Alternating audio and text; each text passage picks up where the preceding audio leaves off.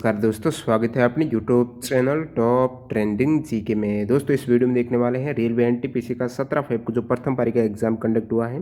Total 40 GK के सवाल extra fact सहित कवर करेंगे। मैं आपको बता दूं, आज तक जितने भी एनटीपीसी के एग्जाम कंडक्ट हुए हैं शिफ्ट में, इनमें से ये शिफ्ट मेरे को सबसे हार्ड लगी। मतलब जो जीके के सवाल पूछे गए थे 40 में से मैक्सिमम 7 से 8 सवाल ये आपके पहले के देखे हुए हैं।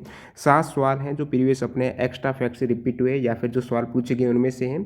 बाकी सभी नए सवाल आपको यहाँ पर देखने को मिलेंगे। मतलब ये काफ़ी टफ शिफ्ट रहेगी और आप कमेंट करके बताना इन 40 में से आपको कितने सवाल का आंसर है वो पता था। और इन सभी सवाल की जो पीडीएफ फाइल है 17 फेब की फर्स्ट और सेकंड शिफ्ट की दोनों के एक साथ टेलीग्राम चैनल पर मिल जाएगी। जिन भी कैंडिडेट ने टेलीग्राम चैनल ज्वाइन नहीं किया है, डिस्क्रिप्शन बॉक्स में लिंक है, लिंक से ही टेलीग्राम चैनल आपको ज्वाइन करना है। और सवाल कंटिन्यू करें उससे पहले मैं आपको बता दूं, जिन भी कैंडिडेट का अभी एनटीपीसी का एग्जाम नहीं हुआ है या फिर अन्य किसी भी सेंट्रल गवर्नमेंट एग्जाम की तैयारी कर रहे हैं, आपके कॉन्फिडेंस को बढ़ाने के लिए, तैयारी को परखने के लिए डेली एक मॉक टेस्ट आपको ज़रूर लगाना है। तो यहाँ पर टेक्स्ट बुक आपके लिए लेके आए हैं 299। इनमें से भी आप 30 रुपये माइनस कर दीजिए यदि आप TTG के कूपन कोड अप्लाई करोगे। अनलिमिटेड मॉक टेस्ट आप 1 वर्ष की वैलिडिटी के साथ किसी भी एग्जाम के मॉक टेस्ट यहाँ पर इसी एक पास के अंतर्गत आप लगा सकते हो। ज़्यादा जानकारी के लिए डिस्क्रिप्शन बॉक्स में कूपन कोड से आपको डिस्काउंट भी मिल जाएगा और वहाँ से आप ज्वाइन कर सकते हो। इसमें 100 प्लस एग्जाम्स के मॉक टेस्ट अवेलेबल हैं। एक ही पास के अंतर्गत ग्रुप डी के 170 हैं, एनटीपीसी के 162 मॉक टेस्ट हैं, अन्य जितने भी एसएससी और बैंकिंग है, सेंट्रल गवर्नमेंट एग्जाम है, सारे मॉक टेस्ट एक ही पास के अंतर्गत आपको मिल रहे हैं। तो डिस्क्रिप्शन बॉक्स से जरूर चेक कीजिएगा। इन सभी कैंडिडेट का बहुत बहुत धन्यवाद जिन्होंने इतनी टफ शिफ्ट होने के बावजूद सारे सवाल भेज दिए। एक दो सवाल में थोड़ी लैंग्वेज में प्रॉब्लम हो सकती है तो आप कमेंट करके बता देना क्या उनकी एग्जैक्ट लैंग्वेज थी। तो इन सभी कैंडिडेट का बहुत बहुत धन्यवाद जिन्होंने रियल और ऑथेंटिक सवाल वो टेलीग्राम पर सेंड किए हैं। देखिएगा आपके सामने पहला सवाल है, एक बॉक्स का सवाल पूछा गया है, वेटिंग फॉर ए वीजा पुस्तक के उत्तर कौन है? तो डॉक्टर भीमराव अंबेडकर आपका करेक्ट हो जाएगा, वेटिंग फॉर ए वीजा पुस्तक के उत्तर। अगला सवाल देखिएगा, संयुक्त राष्ट्र महासभा ने किस वर्ष को स्वदेशी भाषाओं का अंतर्राष्ट्रीय वर्ष घोषित किया है? तो संयुक्त राष्ट्र महासभा ने जो स्वदेशी भाषाओं का अंतर्राष्ट्रीय वर्ष घोषित किया है वो 2019 को किया। कौन सा वर्ष? 2019। एक सवाल पूछा गया है, बौद्ध धर्म में अग्नि प्रवचन किसके अंतर्गत आता है? तो बौद्ध धर्म में जो अग्नि प्रवचन है वो पूछा है किसके अंतर्गत आता है? तो इसका सही जवाब हो जाएगा अदिता पर्याय सूता इसका करेक्ट आंसर होने वाला है। बौद्ध धर्म में जो अग्नि प्रवचन है वो इसके अंतर्गत आता है, आदित्य पर्या सुता। अगला सवाल देखिएगा, वर्ल्ड इकोनॉमिक फोरम की एनुअल मीटिंग 2019 हुई थी, उसकी थीम क्या थी? तो ये WEF की जो एनुअल मीटिंग हुई है 2019 में, वार्षिक मीटिंग, तो उसकी थीम यहाँ पर ये इतना बड़ा सेंटेंस हो जाएगा। स्टूडेंट बताने ऑप्शन में एक ये बड़ा सेंटेंस था, बाकी सारे छोटे छोटे थे। तो ये आपके करेक्ट हो जाएगा, globalization 4.0 shaping a global architecture in the age of the fourth industrial revolution इसकी थीम है। वर्ल्ड इकोनॉमिक फोरम की एनुअल मीटिंग 2019 में जो कि स्विट्जरलैंड में हुई थी। मैं बात करूं 2020 में जो WEF की एनुअल मीटिंग हुई है उसकी थीम क्या है? तो इसकी थीम है stakeholder for a cohesive and sustainable world है, जो कि दोवास स्विट्जरलैंड में आयोजित हुई थी। किस भारतीय ने हिंदी को राष्ट्रीय भाषा बनाने का सबसे पहले प्रयास किया था? तो ये कुछ ऑप्शन दिए गए थे, इसके अकॉर्डिंग जवाहरलाल नेहरू आपका करेक्ट आंसर होने वाला है। देखिएगा अगला सवाल, यदि आप रोते हैं क्योंकि सूरज आपके जीवन से बाहर चला गया है तो आपके आंसू आपको सितारों को देखने से रोकेंगे। ये स्टेटमेंट आप देख सकते हो इंग्लिश में इस टाइप से स्टेटमेंट किसने कहा है? If you cry because the sun has gone out of your life your tears will prevent you from seeing the stars है। तो ये रविंद्रनाथ टैगोर का स्टेटमेंट हो जाएगा। अगला सवाल यहाँ पर दिया गया है कि इसरो प्रोपल्शन कॉम्प्लेक्स का प्रमुख कार्य क्या है? इसरो का एक कॉम्प्लेक्स है जो हिंदी में कह सकते हो ध्रुव नोदन प्रणाली है, प्रोपल्शन कॉम्प्लेक्स इसरो का, जिसका कार्य आपको पूछा इसका क्या प्रमुख कार्य है? तो ये उपग्रह और उपग्रह प्रमोचन यान दोनों के लिए जो तरल दैर्घ्य प्रणोदन प्रणाली है उसके विकास हेतु एक अनुसंधान का कार्य करता है। और ये है कहाँ पर? तो इसरो नोदन कॉम्प्लेक्स तमिलनाडु के तिरुनेलवेली जिले के कन्याकुमारी के पास महेंद्रगिरी पहाड़ियाँ हैं, वहाँ पर ये स्थित है। इसरो का दैर्घ्य नोदन प्रणाली जो कॉम्प्लेक्स है इसका आपको कार्य पूछा है। बाकी इसके ऑप्शन क्या थे जिन भी कैंडिडेट का एग्जाम दिया प्रथम शिफ्ट का वो जरूर बता देना। भारत छोड़ो आंदोलन की शुरुआत कब हुई थी? तो ये एक इजी सवाल हो जाएगा, 8 अगस्त 1942 को भारत छोड़ो आंदोलन की कल आपके आया था जो टोटल 78 वर्ष पूरे हुए, वर्षगांठ कब मनाई गई थी, तो उसमें मैंने बताया था 8 अगस्त 1942 को इसकी शुरुआत हुई थी। तो ये सवाल आपको एक इजी सवाल देखने को मिला। देखिएगा अगला सवाल यहाँ पर पूछा गया है, बोरलंग अवार्ड है वो किस क्षेत्र में दिया जाता है, तो ये कृषि और पर्यावरण के क्षेत्र में दिया जाता है, 1972 से दिया जा रहा है, बोरलंग अवार्ड हो जाएगा। और आपको पता होना चाहिए जो नोबेल पुरस्कार विजेता नॉर्मन बोरलंग है, तो इनको हरित क्रांति का पिता कहा जाता है। यहाँ से आप आइडिया लगा सकते थे, जिन भी कैंडिडेट को पता कि नॉर्मन बोरलंग है, इनको हरित क्रांति का पिता कहा जाता है, तो ये कृषि से संबंधित इनका क्षेत्र हो जाएगा। कृषि और पर्यावरण के क्षेत्र में ये अवार्ड दिया जाता है, 1972 से कंटिन्यू दिया जा रहा है। कौन लेती है, तो एक फर्टिलाइजर कंपनी है कोरोमंडल, तो इनके द्वारा ये कृषि और पर्यावरण के क्षेत्र में अनुसंधान जो वैज्ञानिक करते हैं योगदान के लिए, जो उत्कृष्ट भारतीय वैज्ञानिक हैं उनको दिया जाता है नॉर्मन जो बोरलॉग अवार्ड हैं, वो कृषि और पर्यावरण के क्षेत्र में दिया जाता है। एक यहाँ पर मैं कुछ इंपॉर्टेंट फैक्ट बता देता हूँ, ये इनसे रिलेटेड नहीं है लेकिन आने वाले शिफ्ट के लिए काफ़ी इंपॉर्टेंट करंट अफेयर्स हैं, कि विश्व खाद्य पुरस्कार फाउंडेशन के द्वारा भारतीय मूल के अमेरिकी मृदा वैज्ञानिक डॉक्टर रतन लाल को वर्ष 2020 के लिए प्रतिष्ठित विश्व खाद्य पुरस्कार है वो दिया गया है। तो विश्व खाद्य पुरस्कार 2020 किसे दिया गया है, तो ये आपको पता होना चाहिए, रतन लाल को। देखिएगा अगला सवाल, यहाँ पर एक मेडिसिन दी गई है जिसका नाम है ट्रैंक्विलाइजर है, वो किस बीमारी के उपचार में ये एक मेडिसिन काम में आती है, इनकी टैबलेट जो भी उपचार करने के लिए। तो ट्रैंक्विलाइजर है रिलेटेड टू विच डिजीज, तो ये भी काफ़ी टफ सवाल था जिसमें आपके एनेक्जिटी वाला टेंशन हो जाएगा, जो ऑप्शन में दिया गया था ये करेक्ट हो जाएगा। तो चिंता, भय, तनाव इत्यादि को दूर करने के लिए, ये इलाज करने के लिए इसके अंतर्गत ट्रैंक्विलाइजर में बहुत सी मेडिसिन आती हैं, जिसमें नाम आप देख सकते हो, डाइजेपाम हो गया, बेंजोडाइजापाम है, या फिर नाइट्रोजापाम है, क्लोरोप्रोमेजिन है, ये सभी काम आती हैं टेंशन को दूर करने के लिए। नींद आ जाएगी, गहरी नींद आने की औषधि हैं, जो कि एक नार्कोटिक औषधि हैं। और अगला सवाल देखिएगा, आर्टिकल 243 सी हैं, ये किससे संबंधित है, तो 243 सी हैं, ये पंचायतों की संरचना से संबंधित हैं। बहुत से भाग हैं आर्टिकल 243 में, जो पंचायत संबंधित परिभाषाएं हैं वो आर्टिकल 243 में हैं। फिर यहाँ पर बात करूँ 243 डी की, तो इसमें आरक्षण से संबंधित प्रावधान हैं। और ए 243 ए है, ये ग्राम सभा है। और बी जो ख है, पंचायतों का गठन है। सी पंचायतों की संरचना है। घ जो स्थान है, आरक्षण है SC ST के लिए पंचायतों में, वो हो जाएगा। और यहाँ पर बात करूँ, ये सभी इंपॉर्टेंट हो जाते हैं, सभी भाग आप देख सकते हो, PDF में आपको मिल जाएगा। अगला सवाल, सेल किस प्रकार की कंपनी है, तो स्टील अथॉरिटी ऑफ इंडिया है, ये आपको पता होगा। ये एक प्रकार से आपकी हो जाएगी पब्लिक सेक्टर अंडरटेकिंग, जो PSU कंपनी रहती है, सार्वजनिक क्षेत्र की कंपनी है, जिसको ऑपरेट और ओवन किया जा रहा है, स्वामित्व है गवर्नमेंट ऑफ इंडिया का। 1954 में स्थापित हुई, जिसका हेडक्वार्टर नई दिल्ली में है। वर्तमान में चेयरमैन है सोमा मोंडल।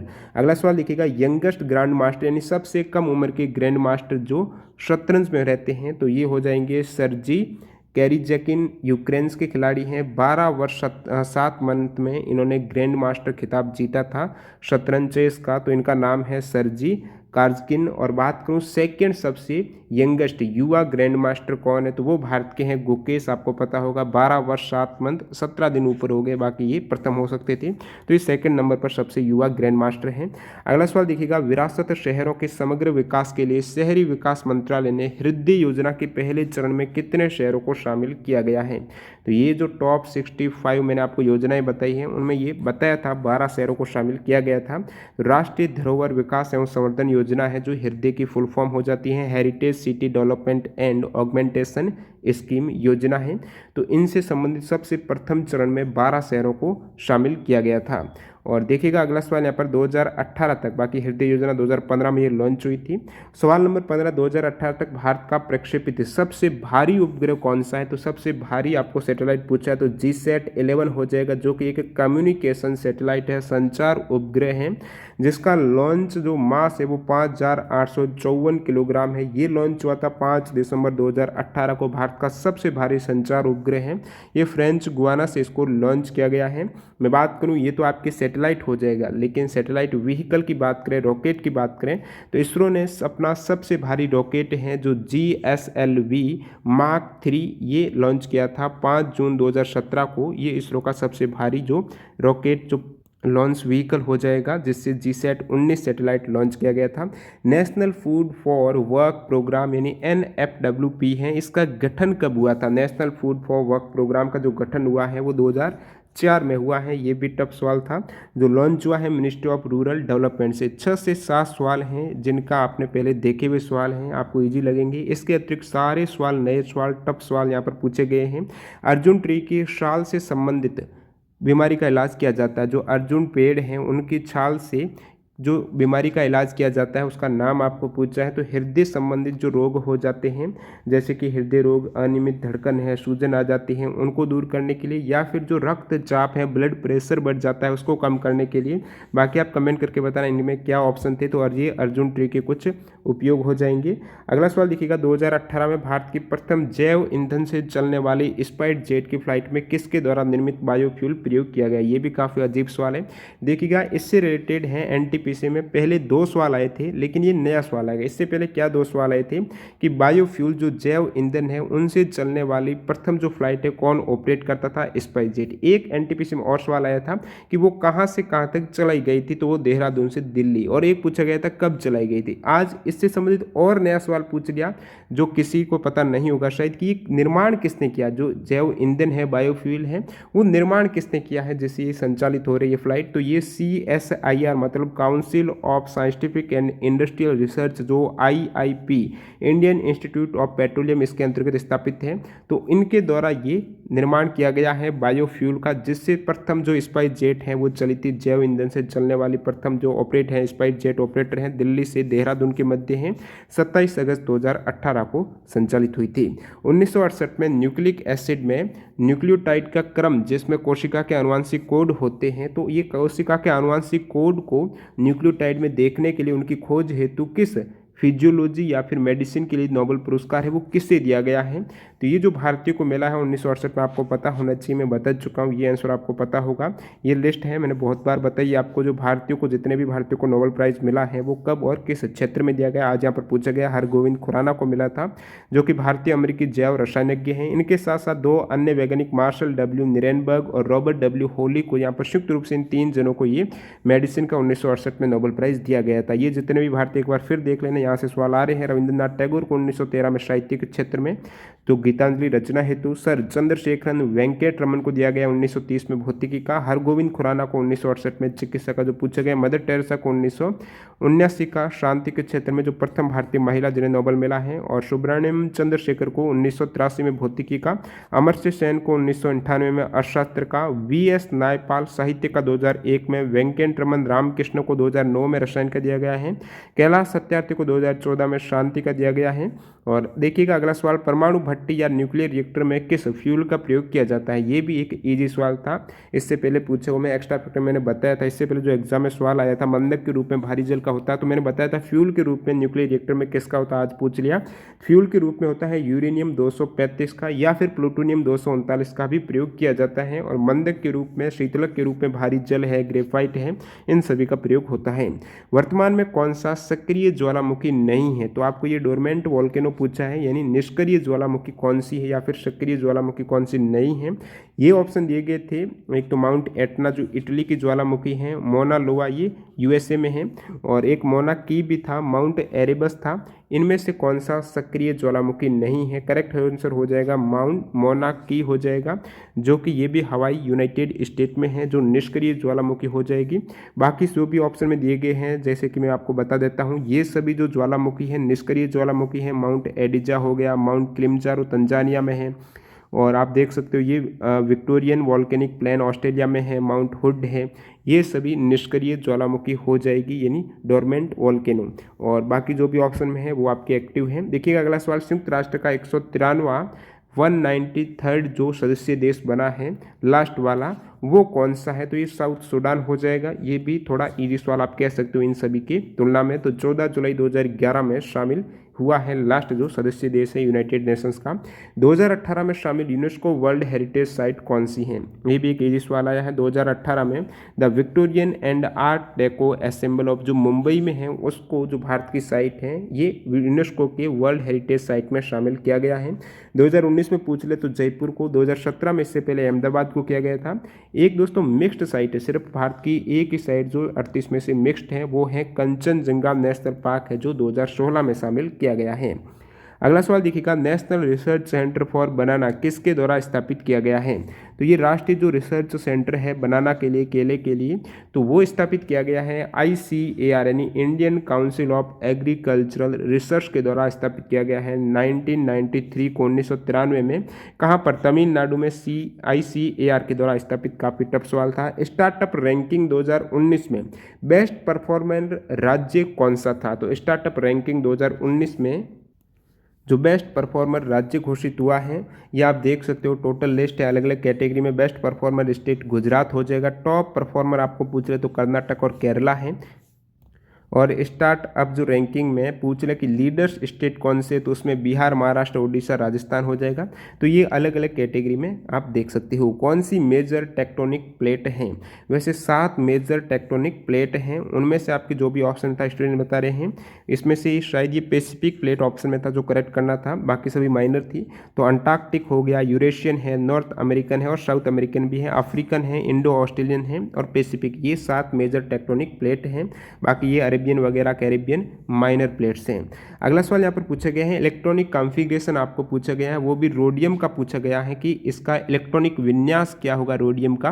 तो इसका हो जाएगा इस प्रकार दिया गया था, ये क्रिप्टॉन हो जाएगा और अक्रिय गैस। उसके बाद 4D85S1 4D85S1 जो एंड में था वो आपको करेक्ट करना था। इसका सिंबल RH है, परमाणु क्रमांक 45 है। रेडियम का पूछ रहे जो परमाणु क्रमांक 88 है, तो इसका रेडॉन और साथ में 7S2 हो जाएगा। अगला सवाल देखिएगा यहाँ पर, उड़ीसा का लिंगराज मंदिर का निर्माण किसने करवाया था? तो ये भी एक्स्ट्रा फैक्ट से सवाल आया है। इससे पहले सवाल पूछा गया था कि उड़ीसा का जो लिंगराज मंदिर है वो कौन सी वास्तुशैली में है, तो कलिंगा आर्किटेक्चर वहाँ पर करेक्ट था। यहाँ पर पूछा गया है, जहाँ पर मैंने बताया भी था कि ययाति केसरी के द्वारा 11वीं शताब्दी में उड़ीसा के लिंगराज मंदिर जो भुवनेश्वर उड़ीसा में है, भगवान शिव को समर्पित मंदिर का निर्माण कराया गया था। सुपर कंप्यूटर प्रत्युष का प्रमुख कार्य क्या है? इससे पहले जो आपके एनटीपीसी में सवाल आया था तो उसमें उल्टा पूछा गया था कि मौसम एवं जलवायु की भविष्यवाणी के लिए भारत का कौन सा सुपर कंप्यूटर। आज पूछ लिया कि सुपर कंप्यूटर जो प्रत्युष है उसका क्या कार्य है, तो मौसम एवं जलवायु की भविष्यवाणी के लिए ये भारत का सुपर कंप्यूटर प्रत्युष का कार्य हो जाएगा, जो कि भारत का प्रथम मल्टी पेटाफ्लॉप सुपर कंप्यूटर, इस स्पीड से चलने वाला ये प्रथम सुपर कंप्यूटर भारत का 450 करोड़ रुपए की लागत से ये स्थापित किया गया था 2018 में। अगला सवाल देखिएगा, प्राचीन इतिहास का गोल्डन एज है, स्वर्णिम युग है, वो किसको कहा जाता है? ये भी एग्जैक्ट रिपीट हुआ सवाल इससे पहले पूछा हुआ है। गोल्डन एज है, जो भी सवाल पूछे गए एक्स्ट्रा फैक्ट्स आए हैं उनकी मैंने प्रूफ के लिए टेलीग्राम पर भी डाल दिया, आप देख सकते हो। स्वर्णिम युग, जो स्वर्ण युग है वो कहा जाता है गुप्त काल को, भारतीय इतिहास का स्वर्ण युग कहा जाता है। गुप्त साम्राज्य है वो 3री सेंचुरी से, ये देख सकते हो 550 ईसा पूर्व तक है। प्रथम शासक श्रीगुप्त और अंतिम है विष्णुगुप्त। भारतीय तट रक्षक बल का नवीनतम और सबसे बड़ा अपतटीय गश्ती पोत या फिर जो ऑफशोर पेट्रोल वेसल है वो कौन सा है? देखिएगा इस सवाल में थोड़ी लैंग्वेज चेंज हो सकती है, आप एग्जैक्ट क्या लैंग्वेज थी कमेंट करके बताना। बाकी स्टूडेंट ने ये भी बताया है कि कौन सा coast guard offshore patrol vessel है जो लॉन्च हुआ है या फिर शामिल हुआ है भारत में 2018 में। तो ये आप कमेंट करके बताना एग्जैक्ट कौन सी लैंग्वेज इसमें पूछी गई थी। बाकी ये पूछा गया कि सबसे नवीनतम और सबसे बड़ा जो ये ऑफशोर पेट्रोल वेसल है तो वो ICGS समर्थ हो जाएगा, जो कि गोवा शिपयार्ड लिमिटेड के द्वारा बनाया गया है। रक्षा मंत्री मनोहर पर्रिकर के द्वारा 10 नवंबर 2015 को तट रक्षक सेवा के लिए पोत को चालू किया गया था, तो ये सबसे बड़ा हो जाएगा। बाकी बात करें coast guard offshore patrol vessel launch किया गया जो 2018 में, वो कौन सा? तो 2018 में बहुत से शामिल किए गए हैं ये। एक तो ये ICGS विक्रम है जो अप्रैल 2018 में शामिल हुआ था। ICGS विजय है ये सितंबर में हुआ था 18 में। ICGS वीरा है ये तो अप्रैल 2019 को शामिल है। वराह ये सितंबर 2019 को हुआ था शामिल। वर्द ये कमीशन किया गया था 2020 में। और फिर वज्र की बात करें तो 2020 को लॉन्च हुआ है ये दोनों ही विग्रह और वज्र। अगला सवाल देखिएगा, 9 दिसंबर 1946 को संविधान सभा का प्रथम अध्यक्ष किसे बनाया गया था? तो अस्थायी अध्यक्ष की यहाँ पर बात हो रही है, मैं बता चुका हूँ आपको, ये भी रिपीट हुआ सवाल। भारतीय संविधान सभा की प्रथम बैठक जो 9 दिसंबर 1946 को हुई थी उसमें अस्थायी अध्यक्ष के रूप में डॉक्टर सच्चिदानंद सिन्हा को चुना गया था। फिर स्थायी अध्यक्ष इनके 2 दिन बाद 11 दिसंबर 1946 को दूसरी बैठक में किन्हें बनाया गया था? राजेंद्र प्रसाद को स्थायी अध्यक्ष और हरेंद्र कुमार मुखर्जी को उपाध्यक्ष के रूप में चुना गया था। इंडियन नेशनल कांग्रेस के अधिवेशन में वंदे मातरम को गाने वाली प्रथम मुस्लिम महिला कौन थी? तो इसका आंसर नहीं मिला। जिन भी कैंडिडेट को पता है कमेंट करके बता सकते हो कौन सी मुस्लिम महिला थी जो सबसे पहले वंदे मातरम गाया था इंडियन नेशनल कांग्रेस के अधिवेशन में। बाकी मैं बात करूं वंदे मातरम की, तो सर्वप्रथम वर्ष 1896 में कांग्रेस के कलकत्ता अधिवेशन में इस गीत को गाया गया था रविंद्रनाथ टैगोर के द्वारा। वैसे वंदे मातरम की रचना बंकिम चंद्र चटर्जी के उपन्यास आनंद मठ की मूल रूप से ली गई है, संस्कृत में था ये। और राष्ट्रीय गान की बात करूं तो ये भी कांग्रेस के अधिवेशन जो कलकत्ता में हुआ था, ये 1911 वाला अधिवेशन है, उसमें इसको गाया गया था। अगला सवाल देखिएगा, यहाँ पर पूछा गया जावा स्क्रिप्ट जो एक प्रोग्रामिंग लैंग्वेज है उसका ऑफिशियल नाम क्या है, ये आपको पूछा गया था। आप कमेंट करके बताने क्या ऑप्शन थे।